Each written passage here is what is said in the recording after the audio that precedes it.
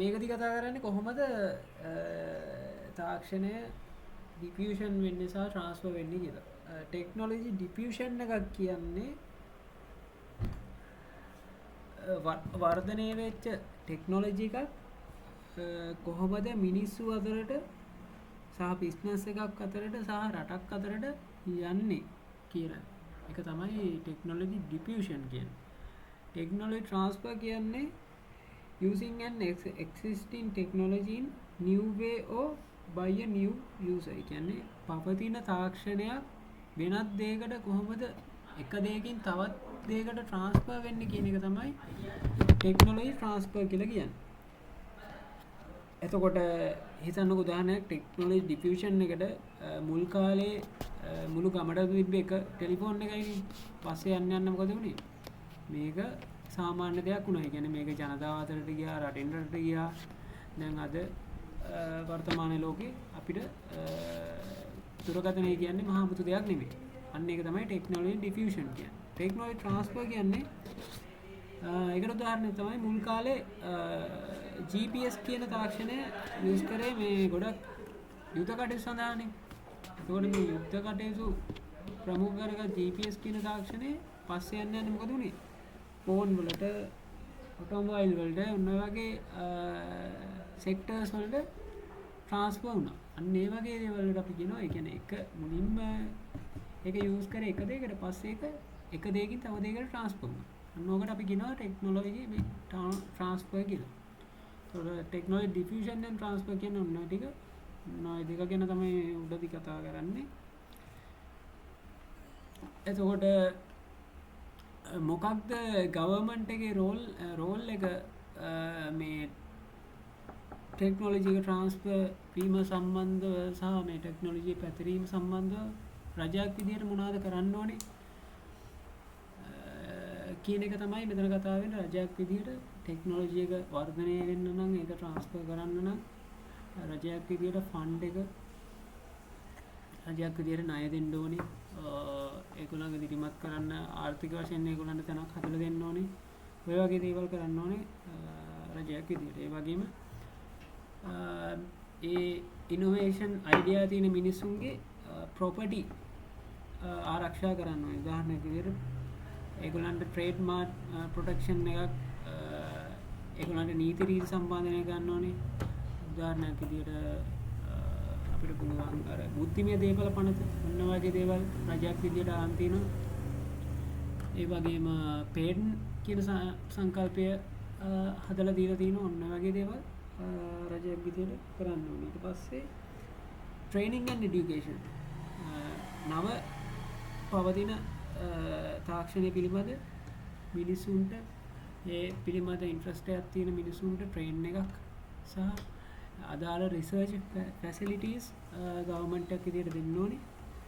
ඊට පස්සේ international corporation කියන්නේ අපි නිපදවපු කිසියම් භාණ්ඩයක් ඒක අපේ රටේ විතරක් නෙමෙයි ඒක ජාත්‍යන්තරයට ගෙනියන්නත් ගවර්න්මන්ට් එක කියන එක උදව් වෙන්න ඕනේ. ඕක තමයි ප්‍රධාන වශයෙන් රෝල් එක වෙන්නේ ගවර්න්මන්ට් එකේ මේ කියන ප්‍රොඩක්ට් ටෙක්නොලොජි ඩිෆියුෂන් එකට සහ ට්‍රාන්ස්ෆර් එකට.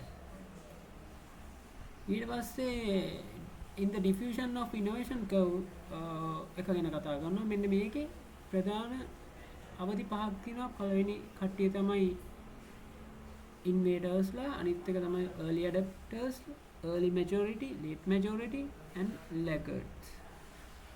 inventors-ලා කියන්නේ මේ තින්නේ ඔය ඕකේ චක්‍රය. මුලින්ම inventors-ලා ඉන්නවා, ඊට පස්සේ early adapters-ලා ඉන්නවා, early majority, late majority, laggards. ඉන්වර්ටර්ස්ලා කියන්නේ අපි හිතන්නේ මොකක් හරි ප්‍රොඩක්ට් එකක් හදලා ඒක කලින් තිබ්බේ නැහැ. ඒ ප්‍රොඩක්ට් එක ටක් ගාලා මාකට් ඒ ප්‍රොඩක්ට් එක මාකට් එකට දානවා. මාකට් එකට දාපු ගමන් මේ ඉන්වර්ටර්ස්ලා කියන කට්ටිය කැමති අලුත් තාක්ෂණික දේවල් අත්හදා බලන්න. අන්න ඒගොල්ලෝ අන්නේ දේ ඉක්මනට මිලදී අරගෙන ඒකේ තියෙන සමානකම් ඒකේ මොනවද මේකේ අලුතින් ඇඩ්ලා තියෙන ෆීචර්ස් කොහොමද ඒ වැඩුනේ ඔන්න ඔය දේවල් පරීක්ෂා කරන කට්ටිය තියෙනවා ඉනෝවේටර්ස්ලා කියලා. එතකොට ඕකේ ඉන්නේ ප්‍රතිශතයක් විදිහට ගත්තම 2.5යි. ඊපස්සේ early adapters ලා කියන්නේ හිතන්න මාකට් ප්‍රොඩක්ට් එකක් මාකට් එකට ආවට පස්සේ අපි YouTube එකට ගියා පස්සේ ඒවා රිවිව් කරන කට්ටිය ඉන්නේ. අන්න ඒගොල්ලෝ අපි ගන්න කලින් ඒක අරගෙන ඒක රිවිව් එකක් දෙනවනේ. එතකොට මේගොල්ලන්ට YouTube එකේ තැනක් හැදෙන්නේ. මෙන්න මේක තමයි අපි අද අන්බොක්ස් කරන්න යන්නේ. ඒක දිහා බලන් ඉඳලානේ අපි ඊළඟ ස්ටෙප් එකට යන්නේ. early adapters ලා කියන්නේ YouTube open to the challenge and influence others. අනිත් අයව ඉන්ෆ්ලුවන්ස් කරනවා. YouTubers ලා කියන්නේ අයව ඉන්ෆ්ලුවන්ස් කරන කට්ටිය. ඒ දිහා බලලා තමයි අපිත් මේක ගත්තා නම් හරි කියලා හිතන්නේ. අන්න ඒ කට්ටියට අපි කියනවා early adapters.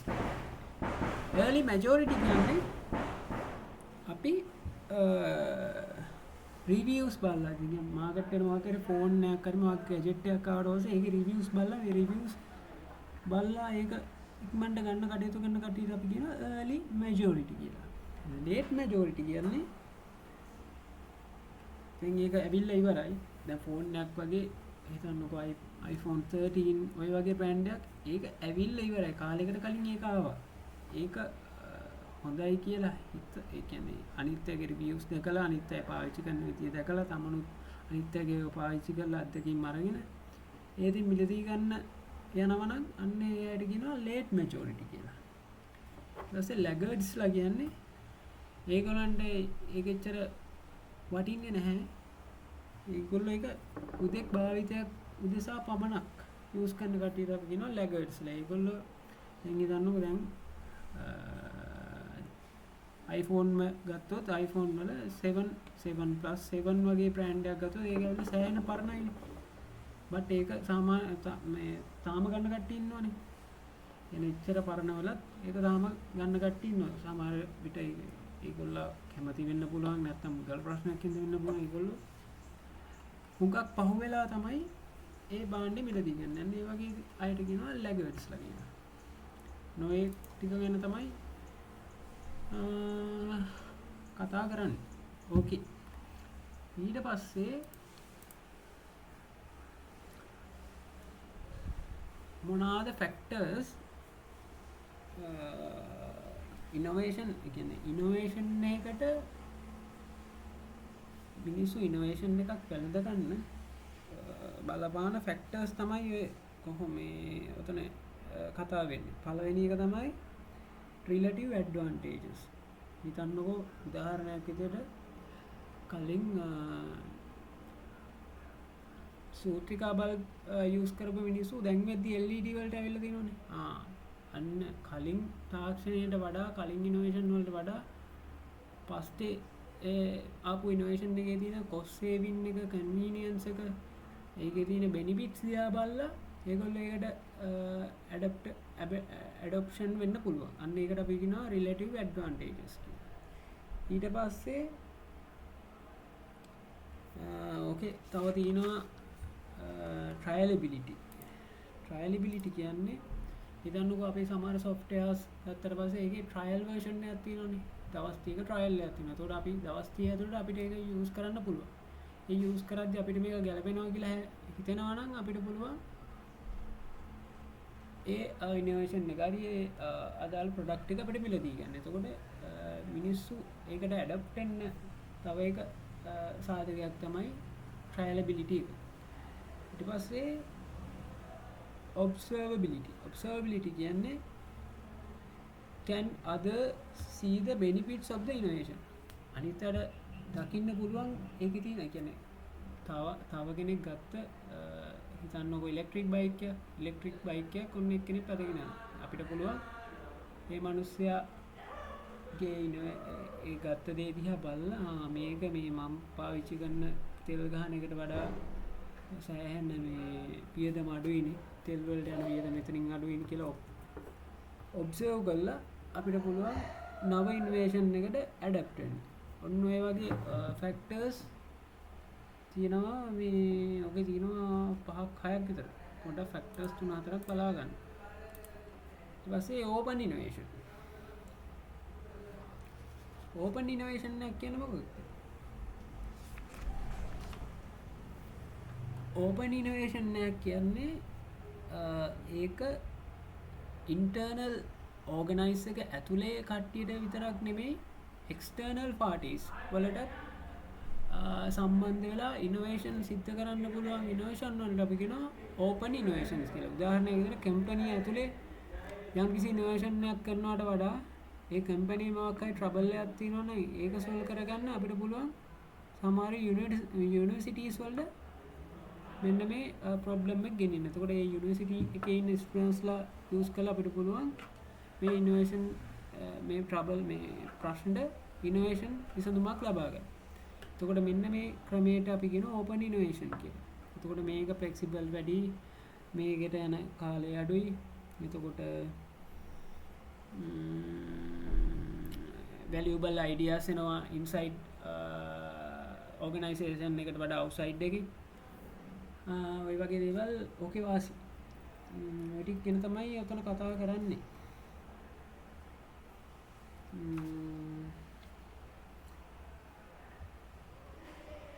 ඊට පස්සේ ඇයි ආයි කතා කරනවා ඇයි අපිට වැදගත් වෙන්නේ මේ diffusion and transfer matter in the innovation කියන එක. ඇයි මේ diffusion and transfer කියන innovation එක diffusion and transfer එක වැදගත් වෙන්නේ කියලා. economic එක growth වෙනවා, faster profit අපිට ඉක්මන් profit එකක් ගන්න පුළුවන්, better product හොඳ නිෂ්පාදන අපිට ගන්න පුළුවන්, economic එක growth කරන්න පුළුවන්, high productivity එකක් ඇති කරගන්න පුළුවන්. ওই ටික තමයි මේකෙදි කතා කරන්නේ. එතකොට මේකෙදි කතා කරා මොකද්ද ටෙක්නොලොජි ඩිෆියුෂන් එක කියන්නේ, ටෙක්නොලොජි කොහොමද ට්‍රාන්ස්ෆර් වෙන්නේ, ඊට පස්සේ ඉනෝවේෂන් කර්ව් එක ගැන කතා කරා, කර්ව් එකේ ඉන්න කට්ටිය ගැන කතා කරා, ඊට පස්සේ ඇඩොප්ෂන් ෆැක්ටර්ස් ගැන කතා කරා, අන්තිමට කතා කරා ඇයි මේක වැදගත් වෙන්නේ, ඩිෆියුෂන් ඇන්ඩ් ට්‍රාන්ස්ෆර් වැදගත් වෙන්නේ ඇයි ඉනෝවේෂන් එකකට කියලා. ඔය ටික තමයි ඔය පාඩමෙන් කතා කරේ.